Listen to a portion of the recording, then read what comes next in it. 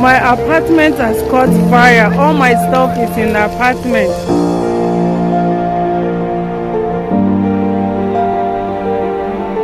My name is Victoria. I joined this church in 2015. God has been so wonderful to me. I had a big testimony which happened on the 23rd of October. I was fasting. It was on Friday. I was fasting and I went to work. I was like, I wanted to break the fasting like 3 o'clock, but my schedule was 7 to 7. So when it was 9 a.m., I went for break and I just studied my word, pray a little. Then when the break was over, I went back to work and I was just praising God.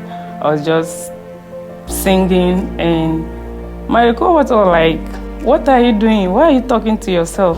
So I just look at her and smile. And I remember Auntie Florence told us in the prayer meeting that you can speak in tongues wherever you are.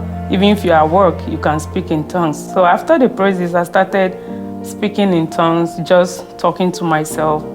Then after that, like 30 minutes later, I heard a voice saying, I should not do 7 to 7. I should not stay for the overtime. I should go home. So I was like, go home. I need money. So I was battling with my mind, like, should I go home? Should I stay? I just made up my mind, say, okay, I will not stay. I will go home.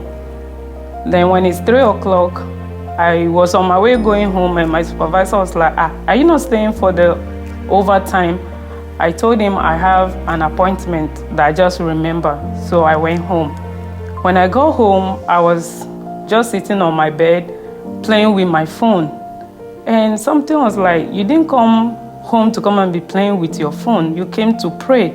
So why are you still sitting down playing with your phone? So I dropped my phone, got ready, read my Bible, and I started praying.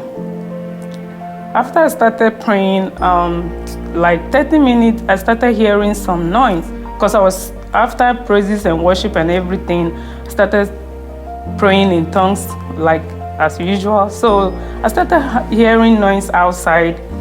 So to me, I thought it was this ice cream man that usually come to the apartment that children is always following the man. So I didn't pay attention. I continued praying and I started pleading the blood of Jesus and covering everything, covering myself, my apartment, everything to the blood of Jesus. I was just pleading the blood of Jesus. Then after that, I switched back to my speaking in tongues. But the noise keep on too much, like increase, like the noise was just too much outside. But I was like, it's just distraction, so I ignored it. Then later, somebody started banging the door, and I'm like, who is this?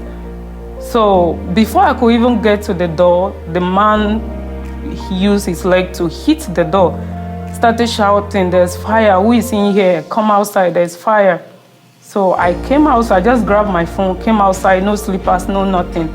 The fire was serious. I was like, what's all this? I wasn't done with my prayers. I'm like, what kind of thing is this one?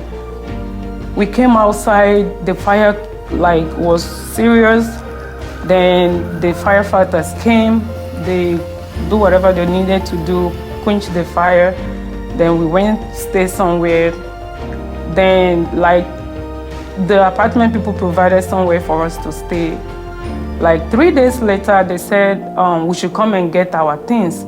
So to me, it was only my immigration document that was just in my head. I was like, if my clothes let my clothes get burned, I don't care because I can go to Goodwill, I can go anywhere to get clothes, but it's hard to get immigration documents. So I went to the leasing office, I was like, I just need my credit cards and my immigration documents.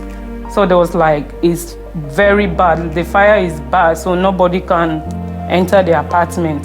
So I'm like, okay. So like 2 days later, they called us, which was on Tuesday. They called us that we should come and pack our things. So we got we went to pack the things. and they said we cannot enter the apartment. That is only the firefighters that can only go inside your building to get your stuff. So it's like turn by turn, and they will collect your phone, take a picture of the things inside your house, then you show them what to take.